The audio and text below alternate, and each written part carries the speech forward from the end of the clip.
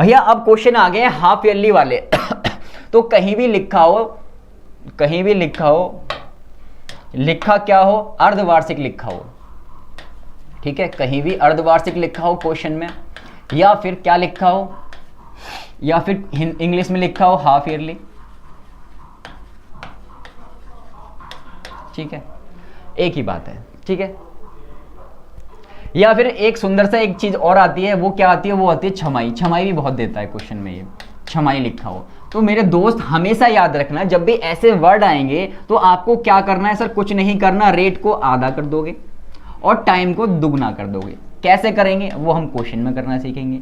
Rate को आधा कर दोगे, टाइम को दुगना कर दोगे, क्वेश्चन आपका सॉल्व हो जाएगा। इतनी बात क्लियर है। नेक्स्ट पे बात करते हैं। एक आता है आपका सेमी एनुअली, सेमी एनुअली, या फिर होता है क्वार्टरली, ठीक है। और हिंदी में क्या कहते हैं इसे, हिंदी में कहते हैं इसे तिमाही, ठीक है, तिमाही लिखा होता है। ये क्वेश्चन भी कभी कभी एग्जाम में दिख जाता है। कुछ नहीं करना, रेट का चौथाई कर दोगे, यानी एक चौथाई कर दोगे और टाइम का 4 गुना कर दोगे। यही है आपका किसका कॉन्सेप्ट, हाफ ईयरली का और सेमी एनुअली का कॉन्सेप्ट है। क्वेश्चन खत्म हो गए। चलिए आपको ये चीज क्लियर हो गई होगी कि भैया तिमाही की बात करता है, यानी तिमाही की बात कर रहा है तो जो रेट होगी वो चौथाई कर दोगे, टाइम को 4 गुना कर दोगे। वहीं आपकी हाफ ईयरली की बात करेगा तो रेट का आधा कर दोगे, टाइम का दुगना कर दोगे। इससे हमने सीखने को मिला कि क्वेश्चन हम लगा कैसे सकते हैं। तो क्वेश्चन लगाना बहुत ईजी है। मैंने ये क्वेश्चन गलत दिया है आपको, इतना डिफिकल्ट क्वेश्चन आपको नहीं देना चाहिए था, लेकिन मैं कुछ नहीं कर सकता, ये SSC MTS में आया हुआ है तो हमारा कोई इसमें फॉल्ट नहीं है, ठीक है। 14 अगस्त को पूछा है।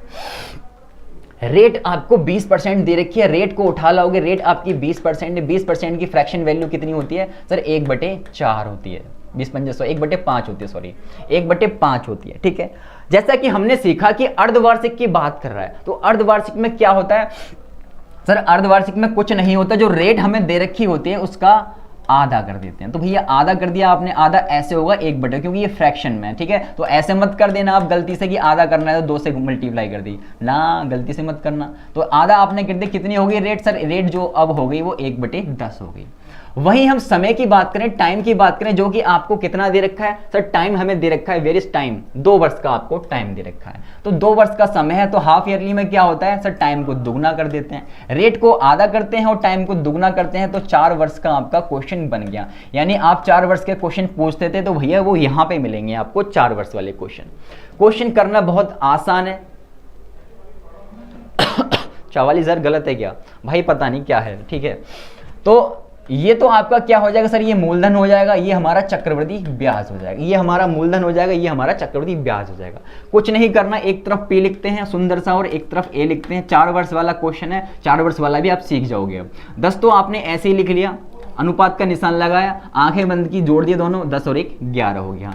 सर समय अब हम क्या लिखें, यानी पावर पे हम क्या लगाएं, तो भाई समय क्या है आपका, वो 2 वर्ष नहीं है, समय है 4 वर्ष, क्योंकि क्वेश्चन जो है अर्धवार्षिक का है। पावर 4 लगा दी, पावर 4 लगा दी, बहुत आसान हो गया अब क्वेश्चन सर, बिल्कुल आसान हो गया। 10 की पावर 4 क्या होती है, तो मेरे दोस्त कुछ नहीं करना, 10 को जो है आप 4 बार लिख लोगे, 2 बार, 3 बार, 4 बार, सबकी गुणा करोगे एक ही आएगा। ये 1 0 2 0 3 0 4 0, ये 4 0 जो है यहाँ पे चिपका दो, ठीक है। कितना आ गया सर, 10,000 आ गया। तो मेरे दोस्त इसको हम क्या लिख सकते हैं सर, इसको हम लिख सकते हैं 10,000। इतनी बात क्लियर है सर। 11 की पावर 4 है, 11 का क्यूब तो हमें पता है कि 1331 होता है, ये तो हमें पता है, ठीक है। लेकिन एक 11 और है, यानी 11 को आपने 4 बार लिख भी लिया, यदि गलती से 11 को 4 बार लिख भी लिया, तो 11 की 11 से करेंगे 121 आएगा, 121 की 11 से मल्टीप्लाई करेंगे 1331 आएगा, 1331 की फिर 11 से मल्टीप्लाई करनी है, तो कर लो, क्या दिक्कत है। तो भैया 1331 की आप यदि 11 से मल्टीप्लाई करोगे तो भैया 11 एकम 11 हो गया, बचेगा 1, 11 × 33 और 1 34,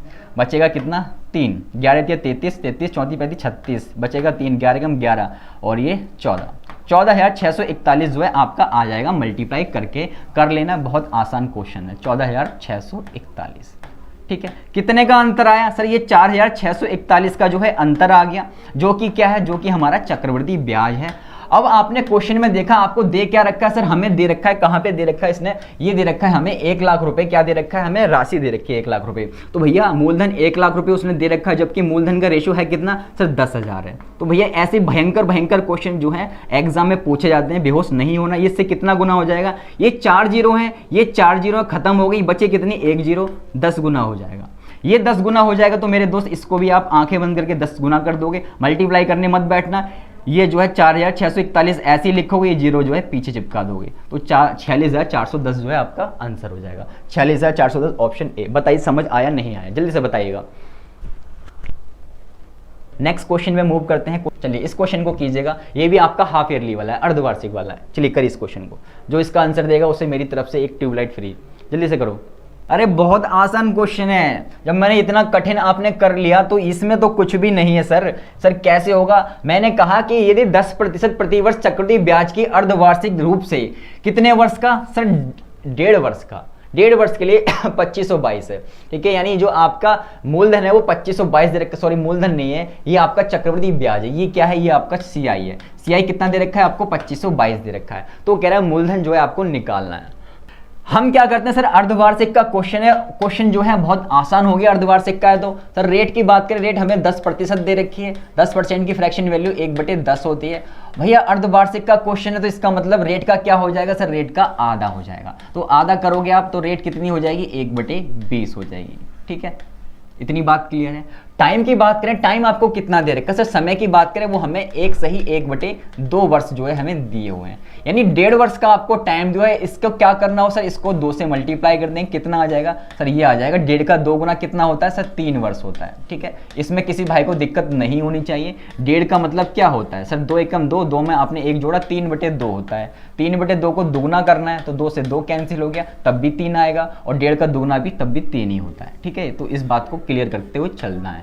ये आपका मूलधन हो गया, ये आपका मिश्रधन हो गया, क्वेश्चन खत्म हो गया। जैसा कि आप जानते हैं ये आपका पी होता है यानी मूलधन होता है, ये आपका चक्रवृद्धि ब्याज होता है यानी सीआई होता है, ठीक है। तो 20 तो आपका क्या हो गया, 20 आपका मूलधन हो गया। वहीं मिश्रधन की बात करें, आंखें बंद करनी है, दोनों को जोड़ लेना है, 20 और 1 21 हो जाएगा।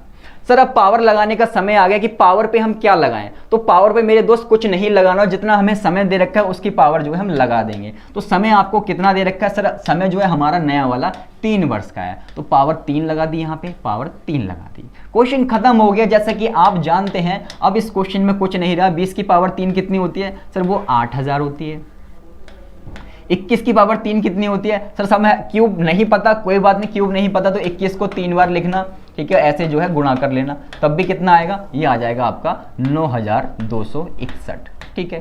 कितने का अंतर आया सर, 1261 का अंतर आया, जो कि हमारा क्या है, चक्रवृद्धि ब्याज है, जो कि हमें क्वेश्चन में इस बार दिया हुआ है, जो कि क्वेश्चन में हमें 2522 दिया हुआ है, ठीक है। 2522 जो है हमें क्वेश्चन में दिया हुआ है। चलिए जो कि कितना दे रखा है, 2522 दे रखा है, आपने 2522 जो है इसके बराबर रख लिया, क्योंकि ये भी मूलधन, ये भी आपका चक्रवृद्धि ब्याज है, ये भी चक्रवृद्धि ब्याज है, जो कि क्वेश्चन में दे रखा था। ये इससे कितना गुना हो जाएगा सर, इससे 2 गुना हो जाएगा, मल्टीप्लाई कर लो, यही आएगा 2522। हमसे कह रहे हैं मूलधन बताओ, तो भैया मूलधन ये है, मूलधन का रेशियो ये है, इसको भी 2 गुना कर दो, तो भैया 16000 जो है, 8 दूनी 16 होते हैं, 16000 जो है आपका सही आंसर हो जाएगा। ऑप्शन सी जो है जहां भी होगा, ऑप्शन डी सही होगा। चलिए बताइए क्लियर हुआ नहीं हुआ।